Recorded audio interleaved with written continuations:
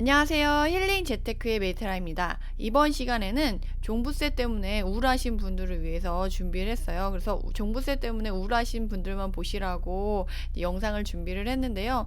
이번에 종부세 고지서 받고 마음이 정말 많이 흔들리고 이것저것 생각이 많으신 분들이 들으면 좀 도움이 될 만한 내용을 준비를 했어요. 우리가 지난번에 11월 말에 이제 라방을 하면서 종부세에 관해서 생각하시는 이것저것, 그리고 제가 생각하는 종부세, 그리고 종부세를 바라보면서 앞으로 투자 방향성을 어떻게 생각하면 좋을지 정말 다양한 관점에서 종부세 관련해서 이야기를 나눈 거를 편집해서 공유를 드리니까요. 다른 사람들은 종부세에 대해서 어떻게 생각하고 있는지, 그리고 저의 생각이 궁금하신 분들은 한번 들어보시면 도움이 될 것 같습니다.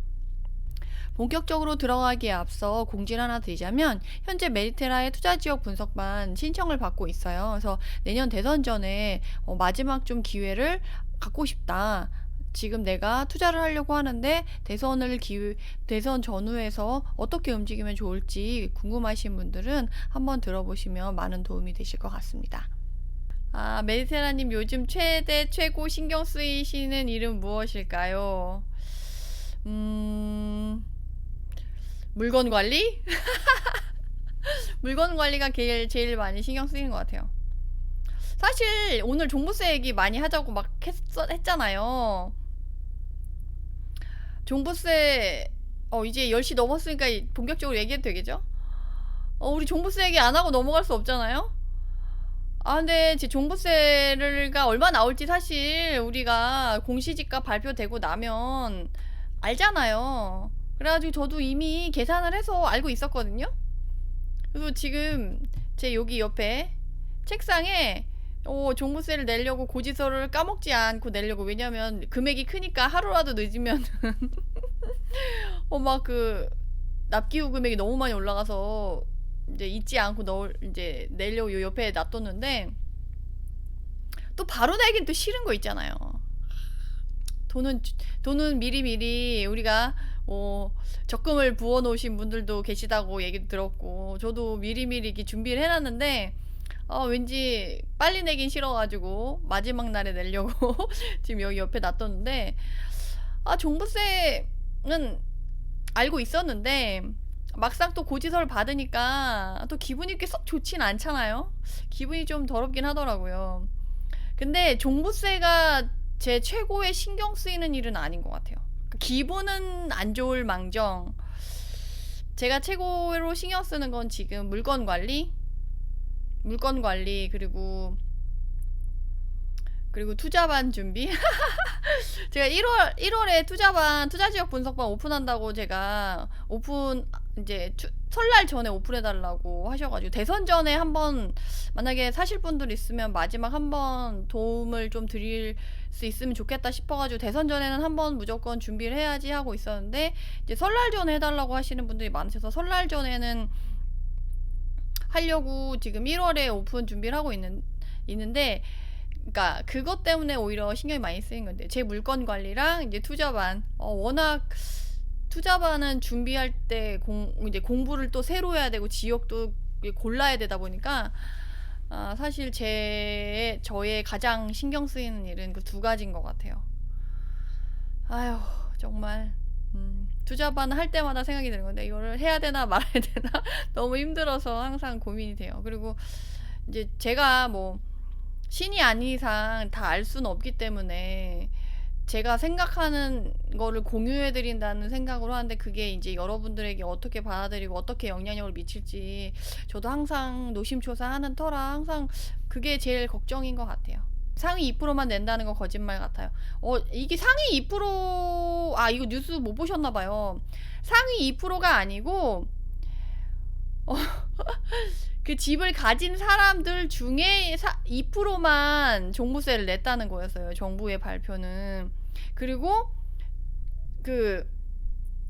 정말 애기까지 다 넣어가지고 전체 인구의 막 2%만 냈다라는 식으로 얘기를 했더라고요. 그래서 이게 통계 오류로 정말 숫자 가지고 장난친다고 막 되게 화를 내시는 분들도 되게 많으시더라고요. 상위 2% 아니에요. 인구수로 하면 8% 넘는다고 하더라고요. 그 해석한 걸로 보면. 그래서 어떻게 보면 종부세가 사실은 어떻게 보면 서울세라고 얘기할 정도로 서울에 사시는 분들은 거의 20% 이상, 25% 정도가 종부세를 내신다고 하시더라고요. 그래서 이제는 부자세라고 얘기하긴 좀 어려운 것 같고 너무 이제 평이한 집세 같은 게 된 것 같아요. 님, 저는 내년에 나올 줄 알았는데 벌써 나오셨다고. 사실 투자하시기 전에는 종부세 한번 내봤으면 좋겠다라고 생각해본 적 없으세요? 전 사실 초보 때 막 재산세 내고 종부세 내고 이래서 너무 짜증난다, 너무 싫다 하시는 고수분들, 선배님들을 보면 사실 속으로 그런 생각 했었거든요. 아씨, 나도 한번 종부세 내보고 싶다, 재산세 내보고 싶다, 집이 있었으면 좋겠다라고 생각했었는데 정말 그 생각은 진짜 잠깐 정말 금방 종부세 나오더라고요. 뭐 1년만 정말 바짝 몇 개 하면 금방 나오는 거여가지고 제가 그때 그 생각을 한 거를 제가 스스로를 혼내줬네요. 이 왕관을 가진 자 무게를 견뎌라 느낌이라고. 맞습니다. 종부세는 진짜 그런 느낌이네요. 왕관의 무게를 견뎌야 되는 느낌. 근데 지금 약간 분위기가 좀 그렇잖아요. 약간 요새 전세 잘 안 나가는 지역도 있고 매도나 매수가 약간 어른 지역들이 있어요. 근데 막 신저가 나오는 지역도 있고 뭐 신고가 나오는 지역도 있다고 막 뉴스에도 나오고 막 하는데 이제 앞으로는 옥석을 가려서 지역적인 분위기가 더 많이 갈릴 거거든요. 그래서 여러분들이 앞으로 이제 투자를 할 때는 지역 고르는데 더 신경을 쓰시고 옥석을 가리는 걸 더 신경을 쓰셔야 될 것 같아요. 강남집 한 채 노인분들 종부세 힘드시죠. 사실 맞아요. 20년 30년 그냥 강남에 사신 분들인데 갑자기 종부세 내라고 하면 화가 나죠. 특히 노인분들은 수입도 따로 없으신데 이게 좀 그런 것 같아요. 그분들은 되게 울분에 차서 얘기를 하시더라고요. 그 세무서에서 그 할머니분은 되게 울분에 차서 얘기를 하시는 게, 왜냐면 본인한테는 현실이고 당장 생활비에 영향을 미치는 그런 거여가지고 그거는 어떻게 보면 물러설 수 없는 부분을 건드린 게 된 거죠. 제 남편이 제 종부세 고지서 보고 나서 한숨을 푹 쉬면서 내가 1년 동안 뭘 했나 싶다고 하더라고요. 본인 연봉 날라갔다면서 본인이 1년 일한 게 무슨 소용이냐면서 막 엄청 그러더라고요. 그래서 근데 사실 제가 남편한테 이렇게 뭐 가타보다 더 얘기를 하진 않았는데 연봉이랑은 다르죠. 연봉은 생활비로 쓰는 거고 종부세는 우리가 투자한 거에서 내는 거잖아요. 그래서 사실 지금 종부세를 바라보는 관점을 여러분들이 조금 이렇게 뭐라 그럴까, 그 종부세를 바라보는 관점을 여러분들이 좀 잘 이렇게 결을 맞춰야 된다고 해야 되나? 정립이란 단어가 좋겠네요. 정립을 해놓으실 필요가 있을 것 같아요.